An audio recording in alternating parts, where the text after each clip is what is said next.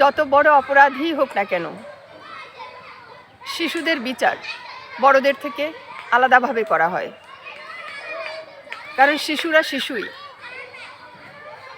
এই যে একটি শিশুকে পিটিয়ে মেরে ফেলা হলো, এটা কোন আইনে হলো? আমরা কি কোনো মানুষের দেশে বাস করছি, না কোনো রাক্ষসের দেশে? এটা তো একটা রাক্ষসের দেশ হয়ে গেছে এখন। যেখানে পারছে মানুষকে মেরে ফেলছে, যেখানে পারছে নারীদেরকে ধর্ষণ করছে, যেখানে পারছে শিশুদেরকে হত্যা করছে। রাক্ষস সবসময় বেঁচে থাকতে পারবে না, রাক্ষসকে আবার রাক্ষসরাই খুন করবে, রাক্ষসরাই রাক্ষসকে ধ্বংস করবে।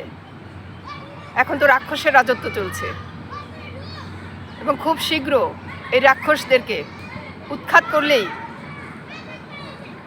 এত কোটি কোটি মানুষ হয়তো বেঁচে থাকতে পারবে।